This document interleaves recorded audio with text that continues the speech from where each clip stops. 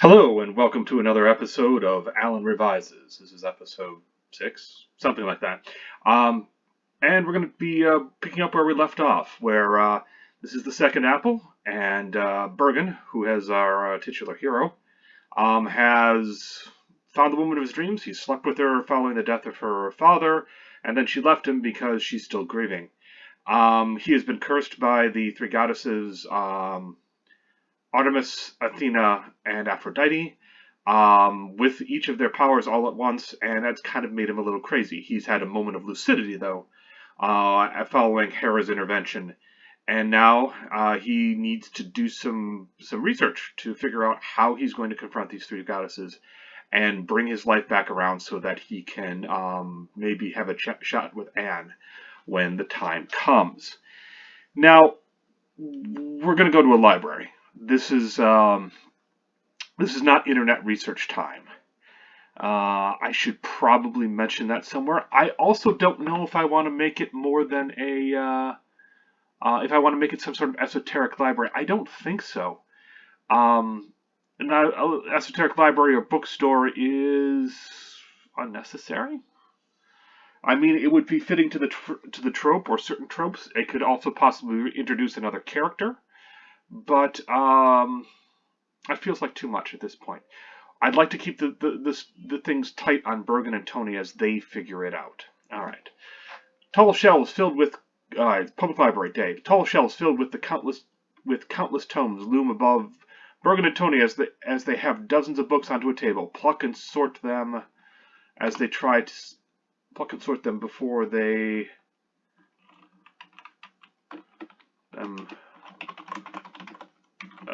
pluck and sort them. Just pluck and sort them. That's all good. So, how do you approach a goddess? Tony will reply very carefully. And differently, too. They aren't all the same, are they? Right, they each have a portfolio, a way they understand and influence the world. Tony says, Athena is the mind, Artemis is the body, Aphrodite is the happy bits. Pretty close. I don't know why I didn't think of this before. A patron tries to crush them. They ignore her.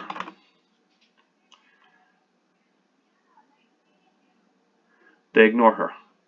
Well, whose brain were you using? Well, whose brain were you using just... Whose brain were you using just then? Puts a hand to head. All these gifts, these curses, they're not me. I mean, they are and they aren't. I could be them, I guess, but I haven't earned them. Like Anne, I suppose. Bergen stares off into thought and reverie of Anne.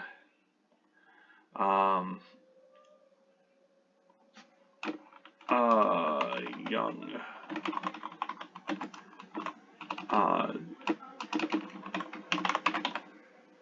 Researcher tries to... The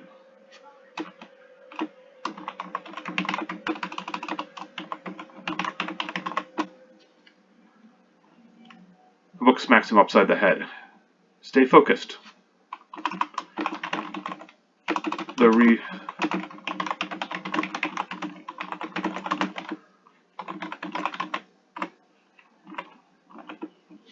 Bergen sighs. Right now, okay, so put in a little extra comedy.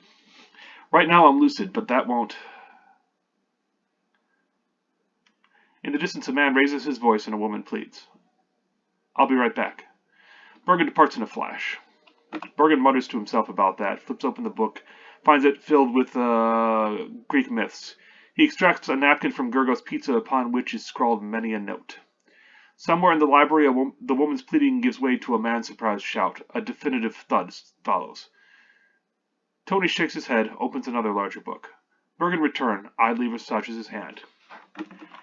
He flashes a smile at the...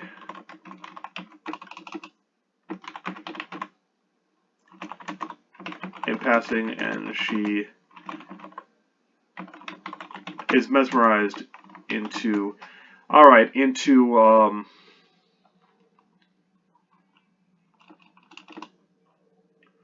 she's mesmerized. So, where were we? To Tony.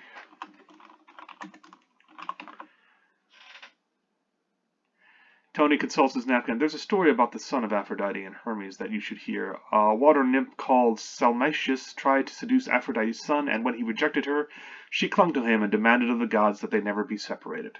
The gods granted that wish and fused them together into one being. Thus the sad tale of Hermaphroditus. Creepy and useless, Bergen says. I'm looking to end a curse, not... hold on. Tony, every time the curse seems to give you what you want, they give you something you didn't. Irony is what the gods seem to live for. Consults an index. Now, curses are the province of the Erinyes. These people, like harpies, were created when the Titan Cronus castrated his father Uranus and threw the pieces into the sea. The blood became the angry ones, while the foam became Aphrodite. Bergen. Aphrodite is linked to the Erinyes? Apparently, yes. And also some sort of tree and a giant. Not important. Now, considering her origin, Aphrodite could be considered to be born of Uranus, whereas the other Olympian gods are of his son Cronus. Whether that makes her a Titan or something even greater, it is safe to say that she is the most powerful of the triumvirate. Hecate. Hera called the three acting in accord the Hecate. Tony says, I thought that was a different goddess, an aspect of the moon. Bergen, you really thought this through. Tony nods. Okay,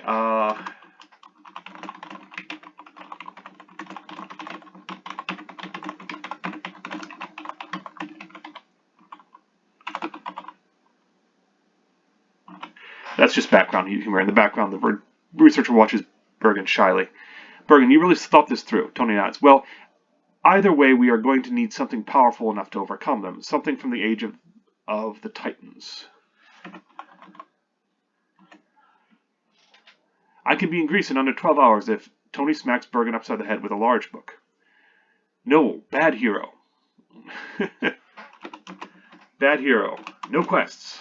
That's just what Artemis wants. You stumping around Europe looking for something you can't possibly find. Or maybe you will, but only after you've forgotten why you went there in the first place. And Bergen says, yeah, that makes sense. The answer must be in here somewhere. I just have to read all these. Bergen holds out his arms as if to embrace the entire library. Bergen...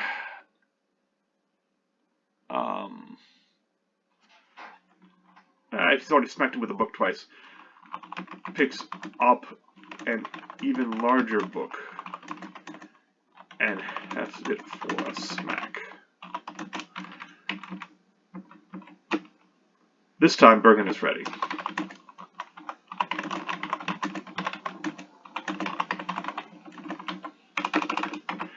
And Tony says, that's Athena talking. Knowledge is power, but you don't have time for everything. Sooner or later, you'll research your way off the deep end, and I doubt Hera would intercede a second time.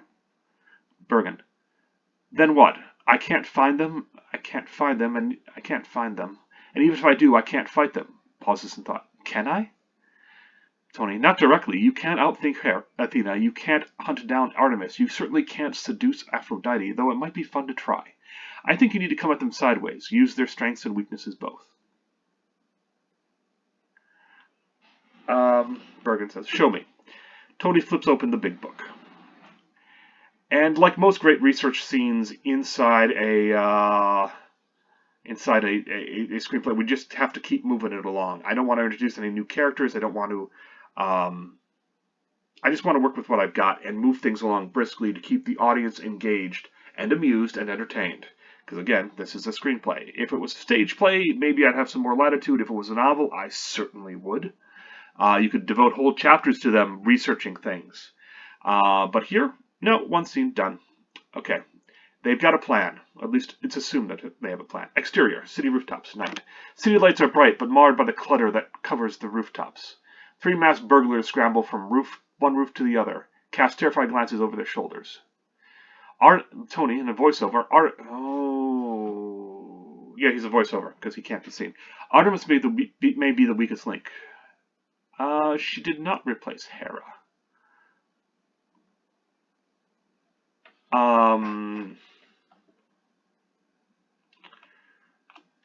She never... She's got her scars, all the stories, and rarely comes out well.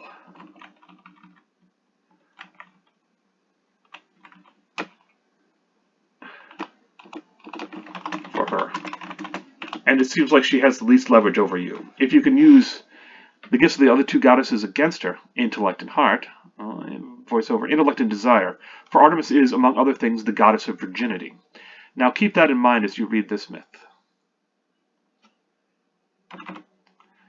A burglar stumbles and a shadowy figure pounces, resolves itself into a less bearded into Bergen. As he knocks the thief out in one swift blow. The other two masked men split up. One slides down a drainpipe while the other ducks behind a chimney, pulls out a pistol with shaking hands. Bergen casually lands behind the hiding foe, plucks away the gun, and clocks the rogue cold. Out of the corner of his eye, Bergen catches an incongruous snap of virginal white cloth. With a grin, he follows the other burglar down the pipe. The burglar flees into the green of a park, gasps for breath beside a pond. A soft crunch is heard. The thief turns. We've already had a pistol. Knife in hand, nothing is waiting for behind him. A shadow steps behind him, gives him a chop to the neck. Bergen watches the man crumple, glances about, but finds nothing more. The hunt is over, but no Artemis is waiting for me? Well then, Bergen turns toward the pond, closes his eyes, and begins to walk in. Exterior, Sylvan Glade, day. Bergen opens his eyes to find warm sunlight spilling down upon a pristine glade where spotted fawns frolic amid the lush green. Bergen, into the air. I've come to a decision. A soft creak behind him. He turns to find a white-clad Artemis with a powerful glowing bow in hand. You offered me something. Unique. I'm city folk, and I've never really been able to appreciate the wild.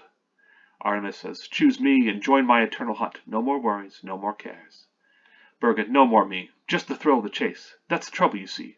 When I'm prowling, I'm not thinking. I'm not even a hunter. I'm just hunting. And that's what you want, isn't it? Bergen glances skyward where the constellation of Orion looms larger than any. You want your Orion back. Artemis's eyes slit in reproach. She draws an arrow from her quiver and lays it on the bow. Lays it to the bowstring. Don't you dare say his name. You miss him, don't you? He's up there among the stars, and you're down here all alone. Well, I can't replace him as your consort, and I don't think you want me to try. You just want that possibility to dangle chastely before you. For you. An eternal hunt. An eternal hunt. Stop talking. Will you treat me as you did him? Artemis takes aim, pulls back on the bowstring, and pulls back on the bowstring.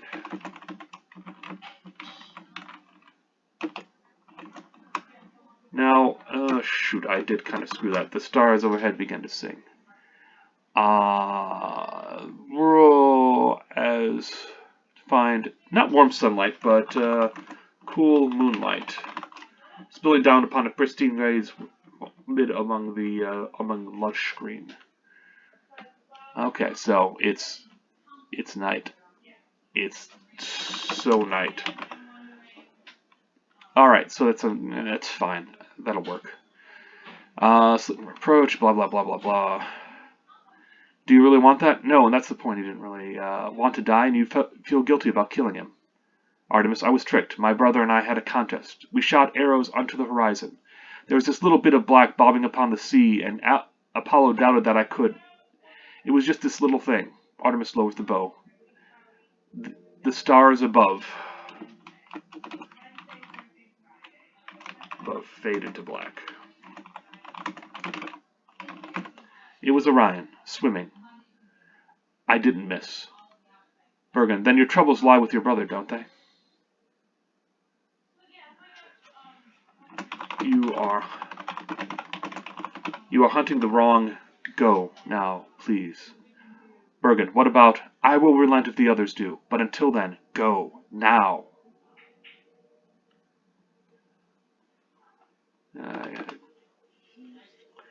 Bergen blinks. Bergen sputters back to reality as Tony drags him out of the pond.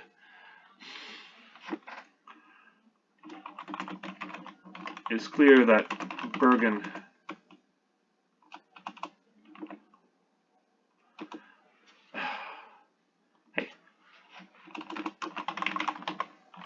Breathe.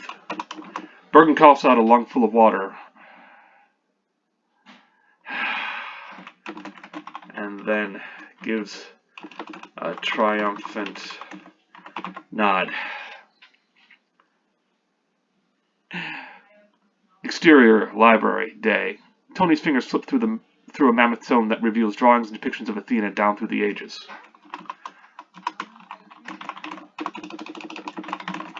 In the background, the researcher peers at them through a gap in a shelf of books. A shelf of books.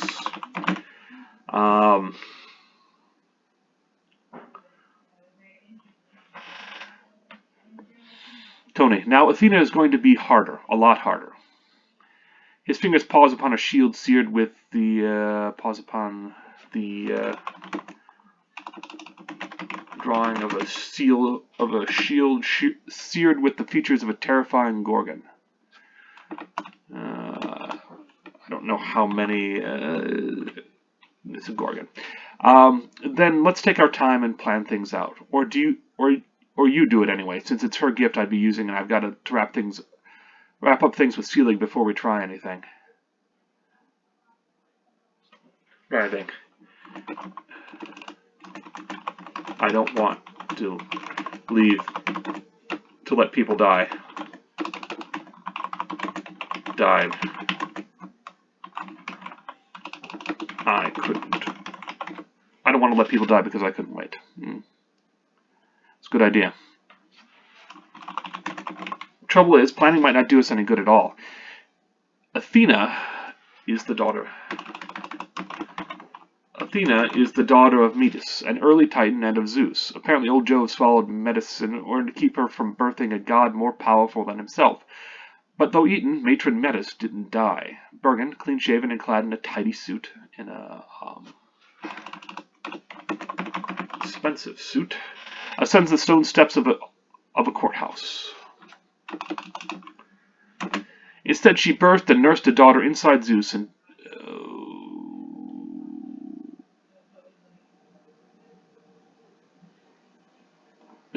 until one day the king of the gods got a blinding headache, which resolved itself only when Hephaestus split open Zeus's head and Athena leapt out, fully armed. Bergen has had to have been quite a migraine. Bergen slides through the court's metal detectors without wibble. Wanders down a long corridor. So Athena is at least on par with Zeus, if not more so, if you believe that prophecy. Certainly she's the embodiment of wisdom and strategy, a kind of civilized counterpart to the bloodthirsty Ares. However, one of her aspects is also justice, and I think you can legend. And I think you can leverage that. It's a little too formal for Tony. Bergen closes his eyes as he walks. Interior Temple of Athena, day. Bergen's eyes open to regard a flawless white marble that gleams in an ever-noon sun. The potent glow illuminates countless scrolls and polished weapons that adorn the walls of an ancient courtroom. Bergen begins to unroll a bit of parchment. Pauses to unroll a bit of parchment. Set on a shelf, reveals a handwritten map of the ancient world and flawless strokes of the purest ink. Athena, off-screen, have you come to yield or battle? Bergen turns slowly, finds Athena armored head to toe in puissant silver armor. Her wondrous eyes are hard and cold behind a slitted hoplite helm. A crackling lightning bolt rests in one hand while the other grips a shield that bears an oddly plain leather cover.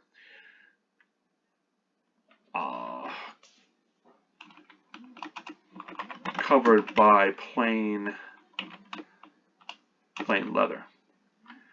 A little better. Beneath the cover of her shield rises something serpentine that lets out a sinister collective hiss. Bergen, is that eggs? Points at the shield.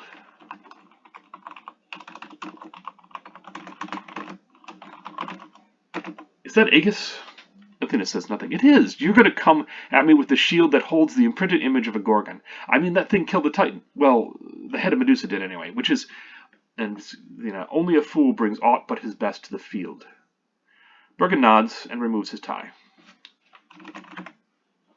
And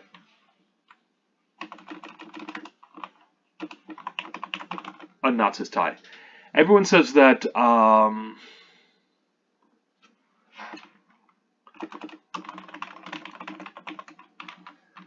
let's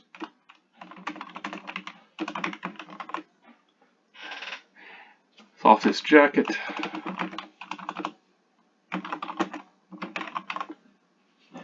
Everyone says that Athena is the epitome of strategy and wisdom. Athena is unbeatable because, slips off his suit jacket, Athena knows where she is strong and where she is weak. Bergen removes his shirt. Exposes lean muscle. Behind the slitted helm, Athena blinks in astonishment. Confusion. Bergen removes shoes. She knows that her portfolio is not entirely of the universe, that there are things she does not understand, and she understands that. Indeed, she plans for such things as no one else can. Pushes back her helm. Pushes back her helm. That's good enough. Have you chosen Aphrodite over me? Removes socks. What does that matter to you? Why does the smartest goddess in the universe care about her relative beauty? You misrepresent my thoughts. Bergen realizes something. Most worthy desire is the title, but with Callisti, the first golden apple meant to the fairest. Fair, a judge of fairness. You had to participate as a competitor, if not a judge. Bergen drops his trousers.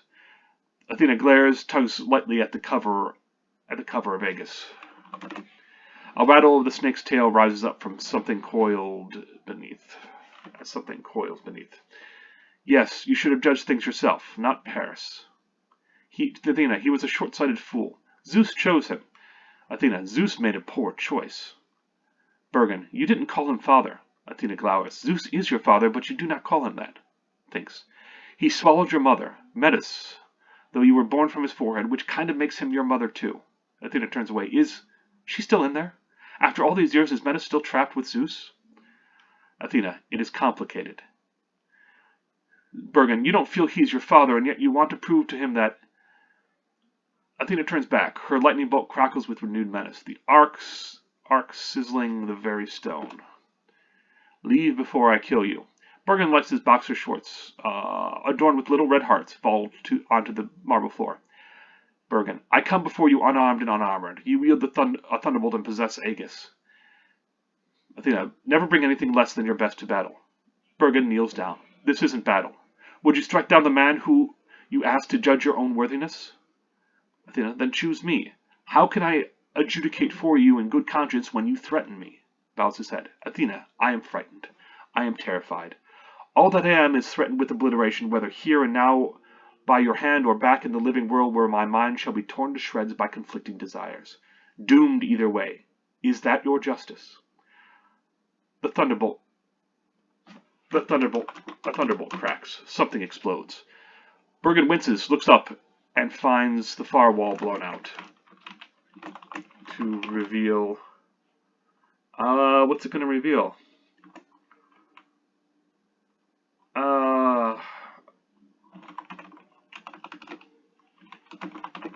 Land beyond. I will not lose to that rutting whore again. Not when the fate of my mother may rest upon your answer. Bergen, then give me back my mind so that I can find another way forward. A fair way. Athena casts aside Aegis, draws forth a fresh lightning bolt and raises it high in both hands. Bergen does not look away. Athena brings the bolt down. A flash of impossible blue-white engulfs Bergen. Interior, courtroom. Bergen blinks himself back to reality, finds himself amid a packed courtroom in mid-trial. Athena, off-screen. Fail me and perish. Bergen sighs, then shivers. A nearby matronly observer glances over at him. Matronly observer with eyes wide. To the observer, do you feel a draft? A host of eyes shift over. The courtroom, Turns. Urban finds himself naked and kneeling. The female judge regains herself and slams her gavel down. Bailiff, remove that man. Bailiffs collectively move to tackle Bergen.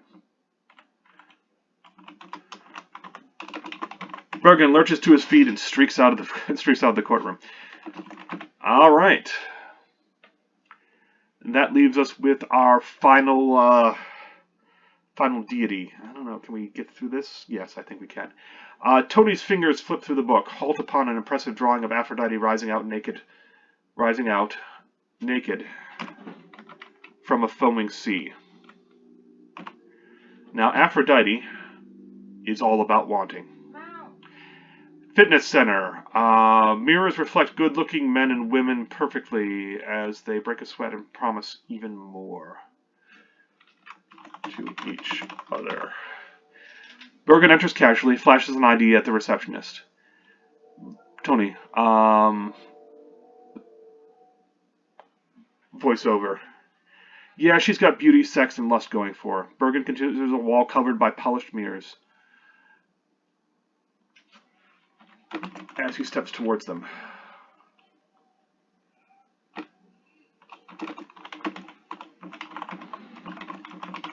Just toward it. I doubt Athena's wits could make a dent, or Artemis's drive could exhaust her. She has taken countless lovers, has birthed scads of children, and has never been satisfied. In a way, I envy you meeting her. Envy, Bergen says. Bergen puts his head down and charges like a bull toward the mirrors. Okay, we're going to leave it there, where we go to the Decadent Glade, where we're going to meet Aphrodite. I'm pretty sure this is too long. Yes, it's going to be too long for me to cover within the 30-minute mark, but we'll get it next time. This has been Alan Revises. We're getting near the end. I hope you are finding something interesting here in terms of watching the creative process unfold, what could or could not be as a story is assembled, revised, and polished up to the standards where someone could actually care about it. I hope you've had some enjoyment here and learned something as well. Thank you. Have a good day.